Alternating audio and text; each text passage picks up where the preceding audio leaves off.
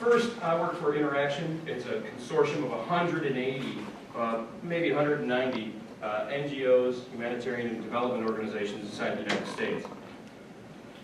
In order to be a member of Interaction, there are certain standards that we like to promote. One of those standards, which is new, and the latest one, is called MOS, which is our Minimum Operating Security Standards.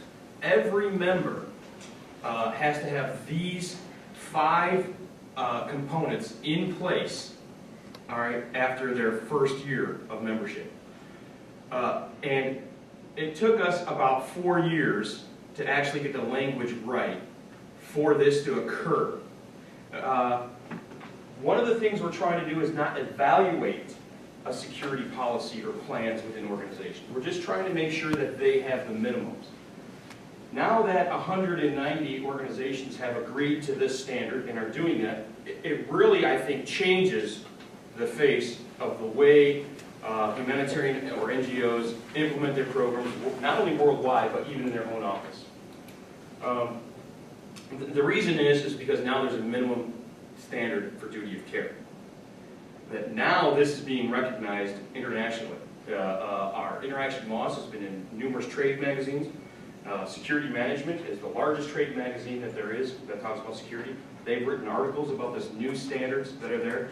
And so now it's been accepted and internationally recognized in many periodicals as well. The first, what we're going to talk about, is the organizational security policies and plans.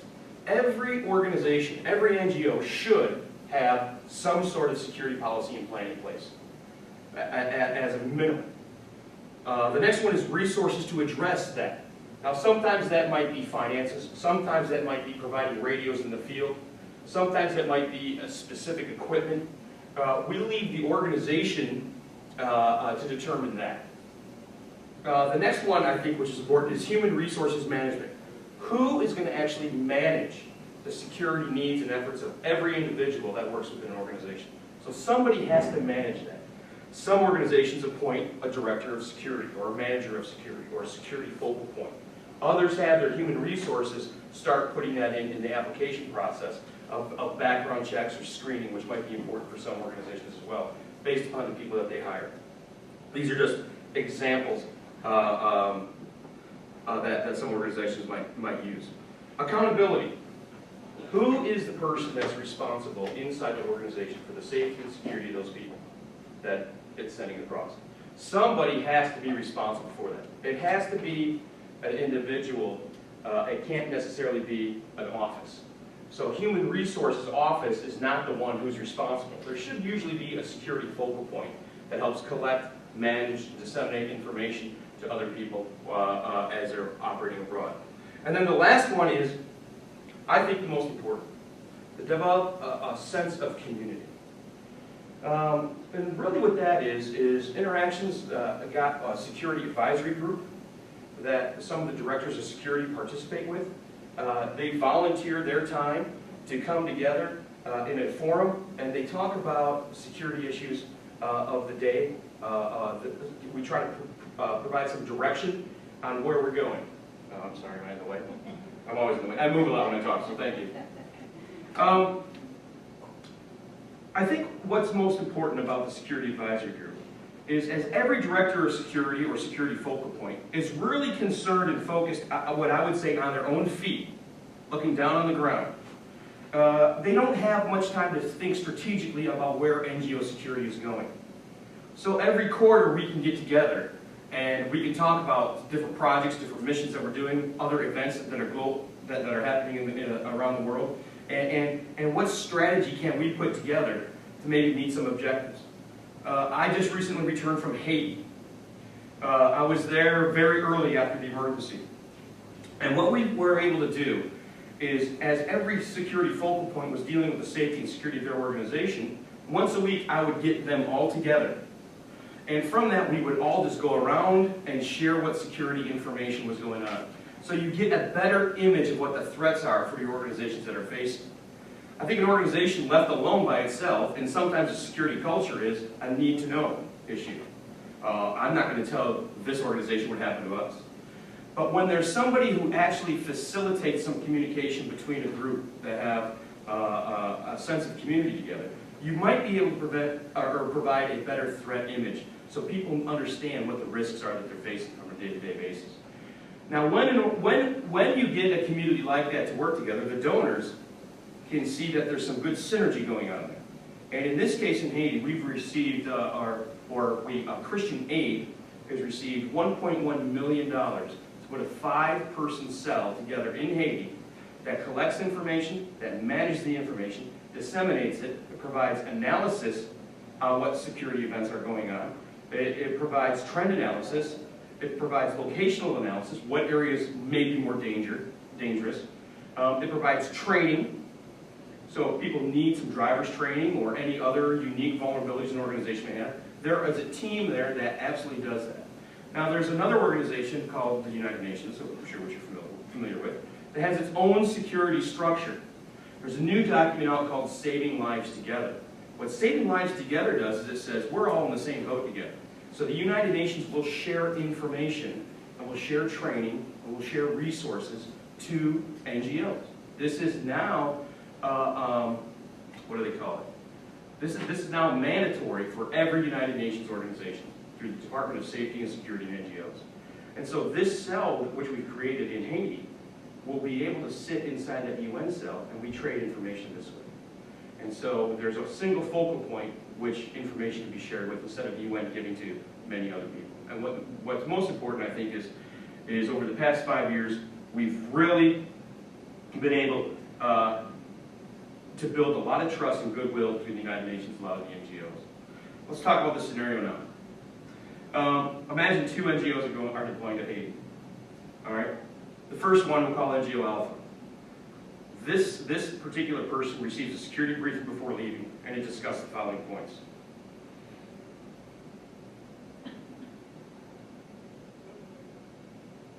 The next one we'll call NGO Bravo. This person's worked in Haiti before. He's got a lot of experience there. He is told, we hired you for the job, a ticket's waiting for you at the airport, go to Haiti. Okay? That's what his organization provides him. Both of them are on the same plane, and they arrive at the exact same time. Traffic has delayed both of the drivers, from NGO Alpha and Bravo.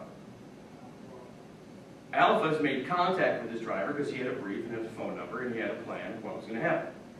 Bravo was wandering around the airport frustrated because there's nobody there to pick him up. After a few moments in time, Alpha's been picked up by his driver. He waited just as he was instructed. But Bravo rented a car and is lost. Now you have Alpha with his team, and Bravo is being kidnapped. Sometimes it's 55 days later, Bravo's released from captivity, and this is what he has with him. Haiti right now is one of the top 10 kidnap areas in the world. That is absolutely true. It's one of the top 10. Think about what's going on there right now. In order, however, for there to be a kidnapping and a ransom, you have to have a couple other elements. One of those elements is a communication structure. They have to communicate the demand. The other is a financial structure. Somebody has to be able to have some money to pay. Both of those structures are currently fragmented in Haiti. So we're not seeing a lot of kidnap and ransom right now, based upon after the event. But at the same time, after 9/11 in New York City, there was a severe drop in crime rate throughout the entire city because the city was in a state of shock. But after a time, it came back up to normal rates again. So there are some factors here of Haiti right now which are very unique. What's happening in Haiti right now is actually abnormal to Haiti. It is not normal. And what's happening, there's a lot of NGOs that are arriving there for the first time, like Bravo. They think the operational environment in Haiti is normal, when actually it isn't. It is the abnormal which is being there because the crime rates are so low right now. But also remember that the reporting mechanisms may not also be in place after the earthquake. So we're in this state of what really is going on in Haiti, just as an example. All right, let's go back to our story here. I think Alpha utilized reasonable mitigation given the risks in Haiti today. All right, questions that we're going to leave you with is, number one, did Bravo provide duty of care? That's a legal term. If they did not provide duty of care, the possibility of litigation is higher than the other one, than alpha. The best mitigation for liability is really preparation. If you prepare your people properly, if you take those little steps, give them the information that they need to make give them the information that they need to make excellent decisions, I think you're going to be providing yourself a huge favor. I think this is a story that you can actually ask yourself, which organization are you? Are you A or are you B? And I think it's really appropriate in today's day and age. So when we talk about no programming without security, I want to talk about a specific cycle which organizations go through. When a needs assessment goes out, we'll use Haiti for an example. A needs assessment has determined that there was no clean water in a specific area. I would contend that the needs assessment, if it doesn't have a risk assessment attached to it, is incomplete. Because if you don't initially start funding security from the beginning, you'll find out that you're going to have to find funds later if the situation changes drastically. And even a small change might do that. Mitigation is insurance coverages. Mitigation is plans and policies. Mitigation can be, in some areas, an armored car. These are just examples. I'm not saying everybody has to have an armored car. But if we're talking about that, you know, about a year ago we were talking about Pakistan, and there was a pretty bad situation which happened there, and the director of a mission was murdered. Excuse me. And everybody was asking, do we need armored cars? We see a professional, I think, security consultant would come in and say, well, the solution isn't necessarily an armored car, because there has to be an operating philosophy which goes with the implementation of every new device. I mean, there's the maintenance of that car. You only have one car. What are you going to do now if that car breaks down? The cost of that control. An armored car can cost about $250,000 if it's done properly. Now imagine a $1 million clean water program who's going to have to invest $250,000 of that budget on an armored car. So having a methodology to identify what a risk is and having a plan to put that together is one of the things that I think which is absolutely a key element in a needs assessment. So any programming which is starting to happen anywhere in the world, I don't care if it's Chicago, I don't care if it's Washington, D.C., I don't care if it's in the background or in the backyard. There are going to be some key elements to those plans. Safety is one of those issues. Flight attendants go through an annual recurrent training. Pilots go through all kinds of training. A lot of professional standards are out there today based upon how do we get better at being professionals. And so I think security is one of those areas we're getting into, I think, with humanitarian relief organizations and NGOs. All right, again, I referred to Moss earlier. Here it is again. But if we talk about things, about what a threat is and what a risk is, how do we identify these, it's important to have some key terms. So when I talk about threat, I'm going to talk about things which harm us. When I talk about risk, I'm going to be talking about what is the chance or the likelihood of being harmed by that threat. All right? So if we use that as a basis, I think the rest of this slideshow will really enhance your understanding. Scary, isn't it? This is the risk assessment process. This is the process, a decision-making flow process. That's what this is. If you look on the top, what makes humanitarian organizations different than a military organization or a commercial organization is in the process of a risk assessment. If you look at the top three boxes, you can see there's a program assessment, a threat assessment, and a vulnerability assessment. That is the process to identify those things which may cause an organization harm. Anywhere that you go. That works here in Toronto, it works in Afghanistan, it works in Haiti. What makes a humanitarian or an NGO organization different is they do a program assessment first. The program assessment really talks about two things: the location that you're operating and the activities that you're dealing with. A commercial organization does a threat assessment first. What are the things which are going to hurt us? A military organization will do a threat assessment first. But because we are assuming a lot more risk than those types of organizations often, we have to kind of be there. Our mandate is to be in these locations. We must first identify what those programming activities and those locations are. There are some areas in the world that some programming may have a greater threat against it or operate at higher risk. For example, if you were doing women's education in Pakistan, you would be assuming a lot greater risk than an organization providing clean water, correct? So this is how the thinking starts about you doing a risk assessment. This needs assessment of clean water should also identify what are the risks to that programming in that area. The risk or the needs assessment to do women's education in some areas should include what are the vulnerabilities of that given that location. All right, so you can actually start managing risk within a system. All right, and so a security program, and this has just happened about 2 years ago in an organization. There's a huge grant in Afghanistan that was coming up by the U.S. government. Unbelievable. In the hundreds of millions of dollars that an organization, a major organization that everybody knows, was bidding for. And the bid went in before anybody even talked to their director of security. And so then there were no real funds going to be available at that time for security for the entire program. Imagine operating in Pakistan right now in one of the most dangerous areas in the world with having zero budget for security. What happens?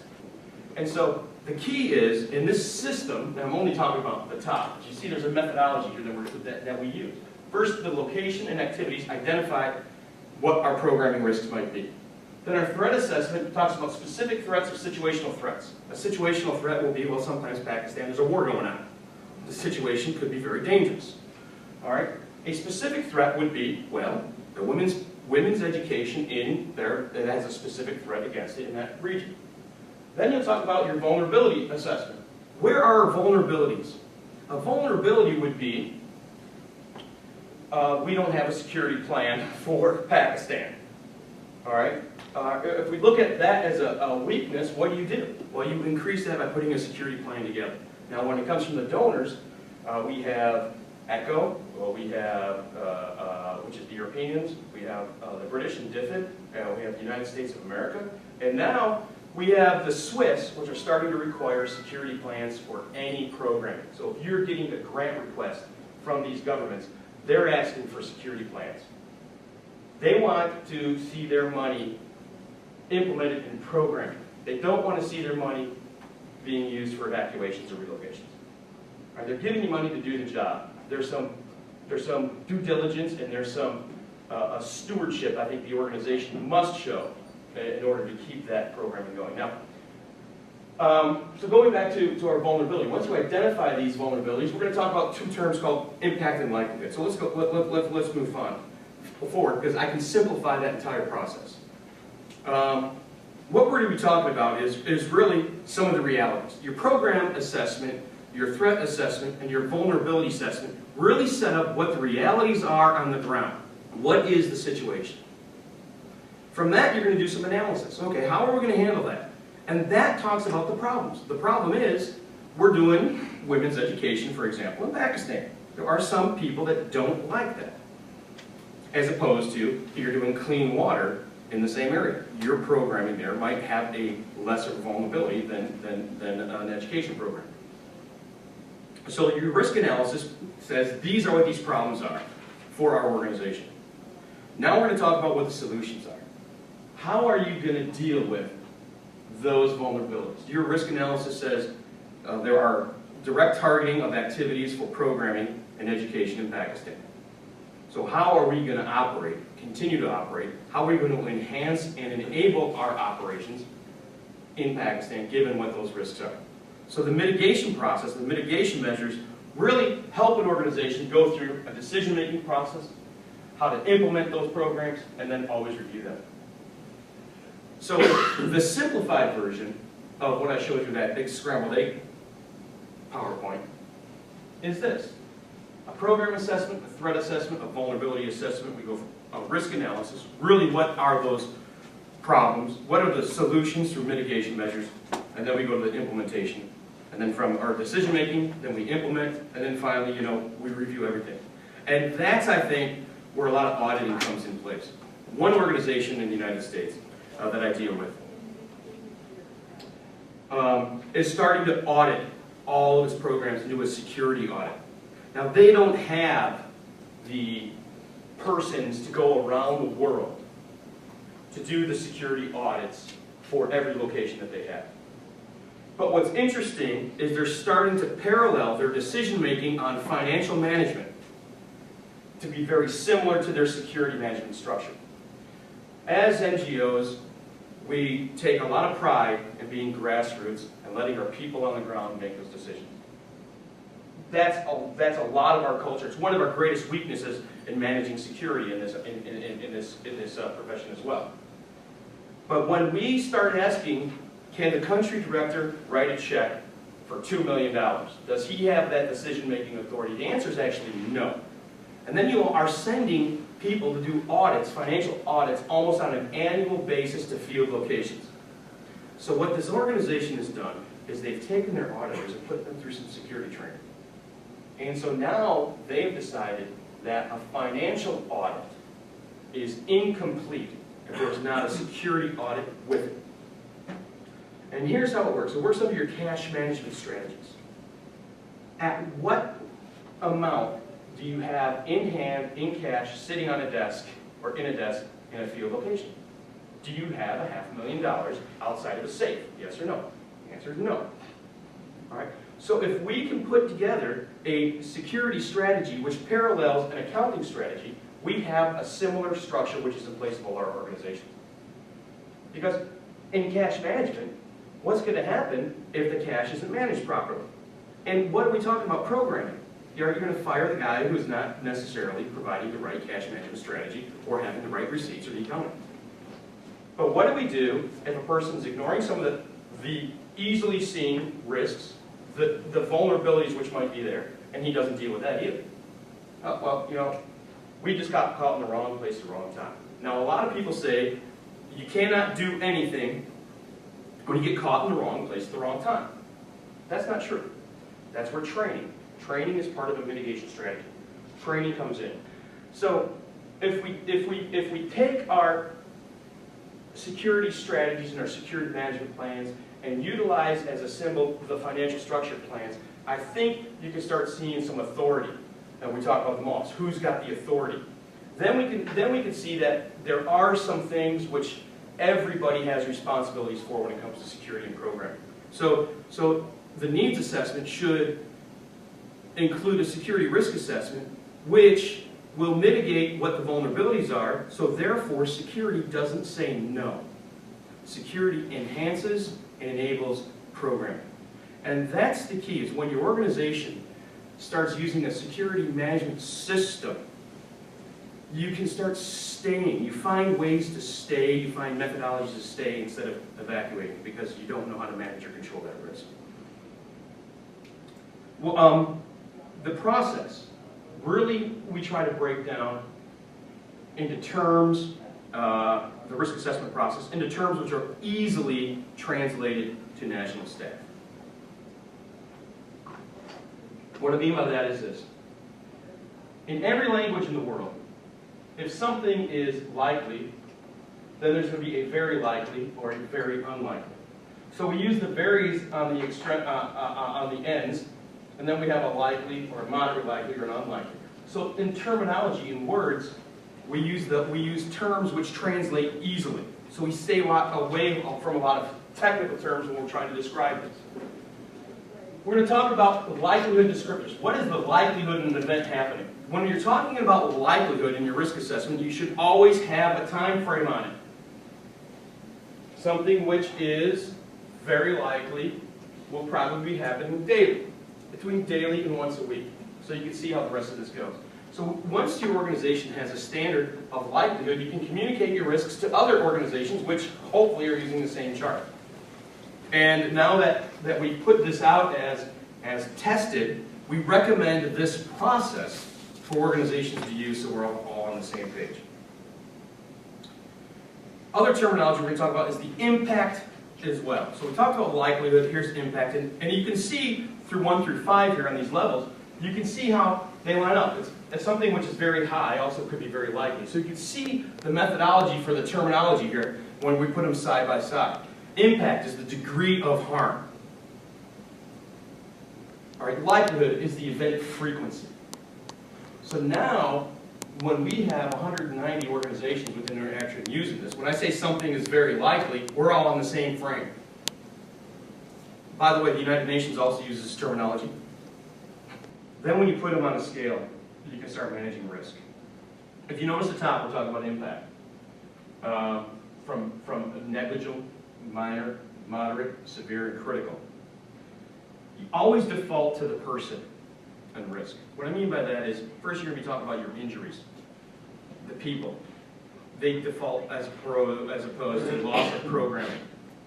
So you're going to be actually measuring 3 different areas. You're going to be dealing with your persons, the people, and your staff. You're going to be looking at the risks to them. You're going to also be looking at the risk to the assets of your organization. And then you're also going to be talking about your programs. Those are the 3 areas that you're going to do in a risk assessment of the people, your assets, and then your programs.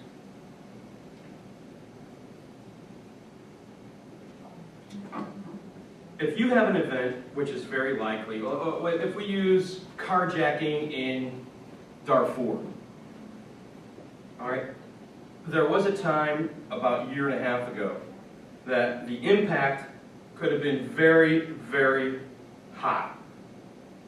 We've had people that were kidnapped due to carjacking there. So the impact is high. Now the likelihood of that happening was about once a month. And so that would put us about moderately likely. What that means is, right about here would be the likelihood to sometimes pushing over to high when it comes to being caught with the carjacking in Darfur, Sudan. Probably one of the greatest threats that you had at the time, about 2 years ago.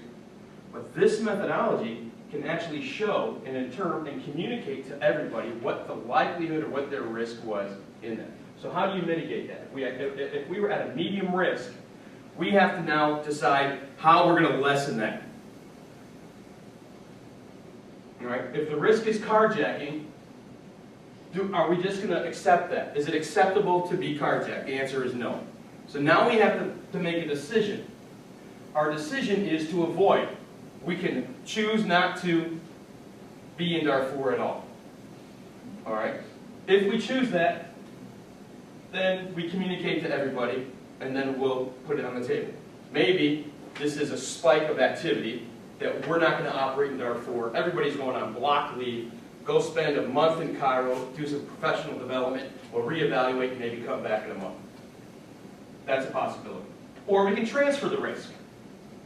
We can hire a local company to move food for us into these areas. We don't necessarily have to do that. So we can transfer that risk altogether. We can have somebody else, if we're moving food, do that with us. We no longer have that threat. We mitigate by that. Or we can reduce the impact.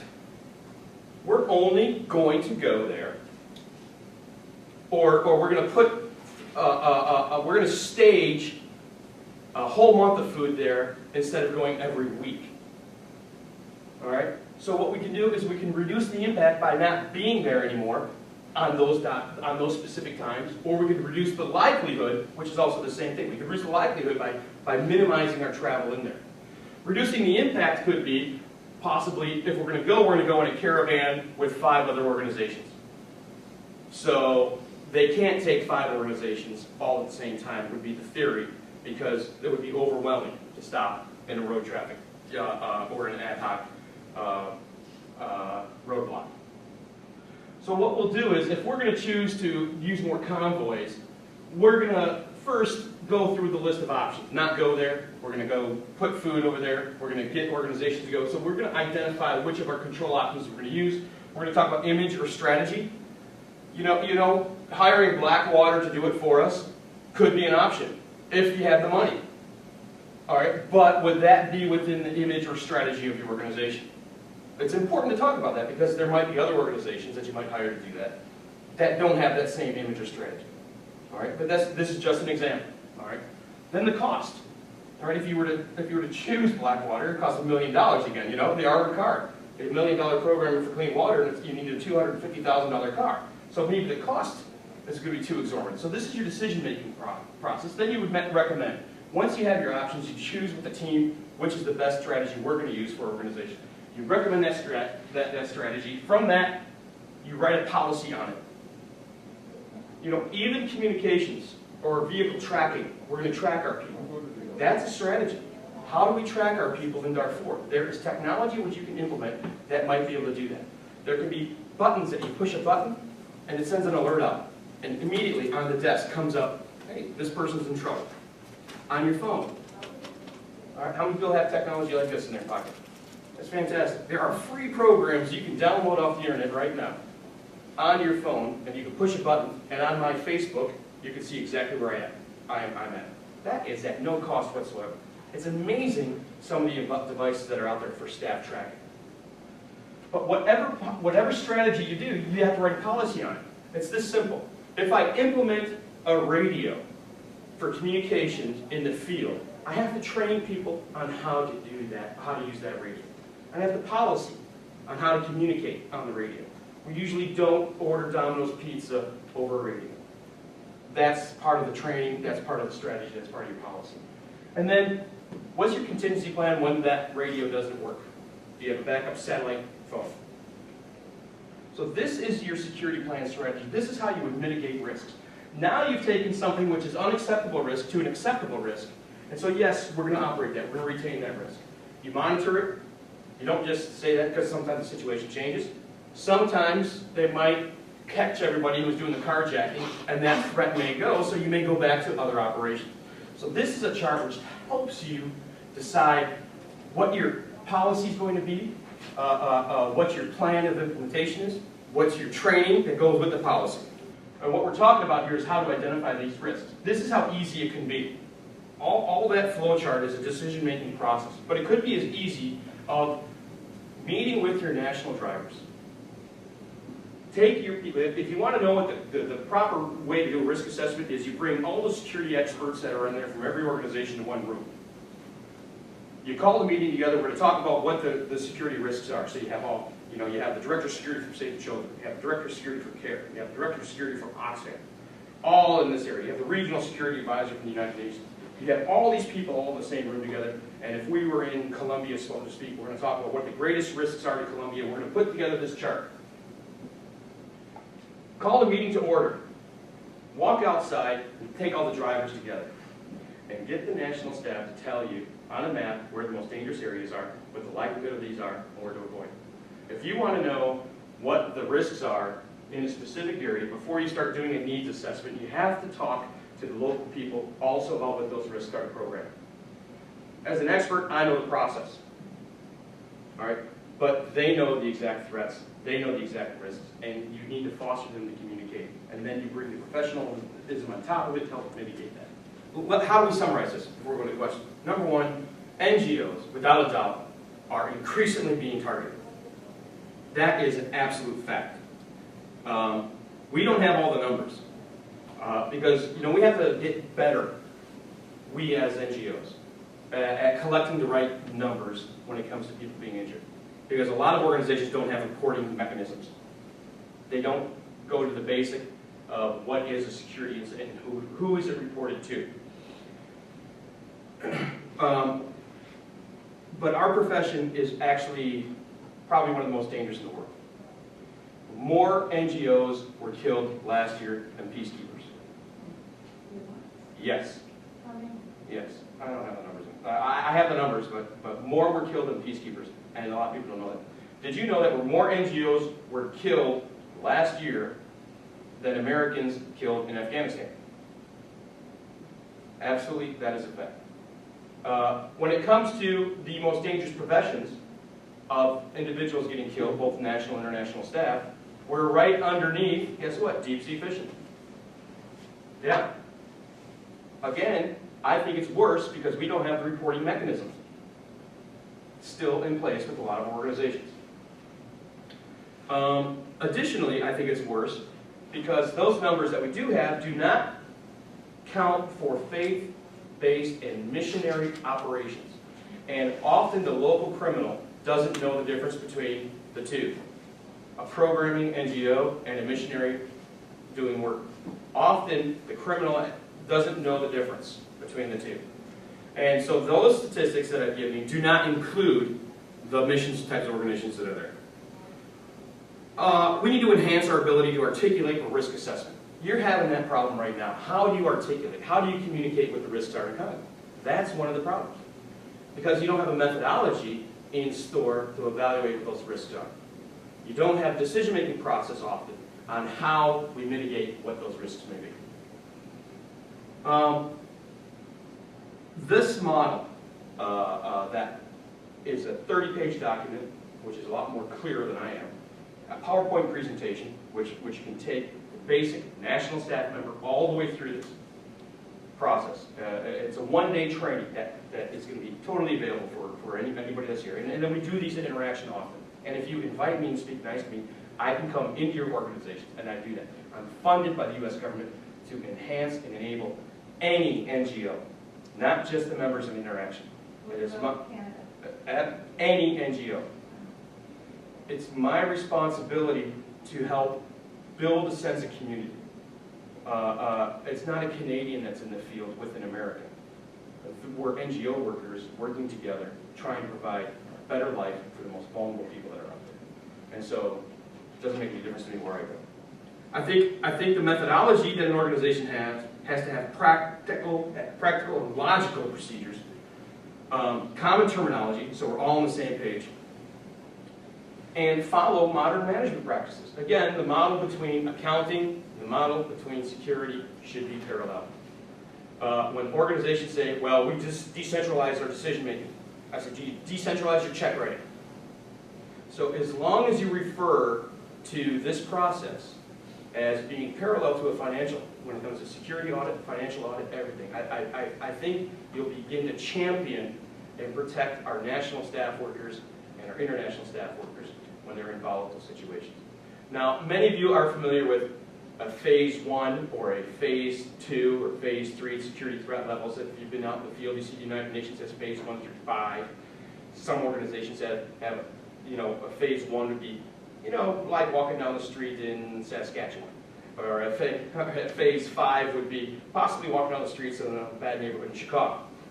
All right, so there's different levels of risk that many organizations build themselves into.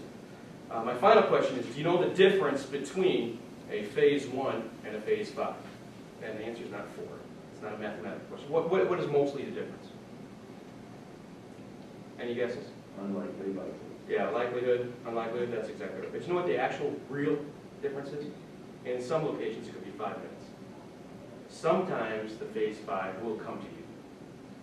An example is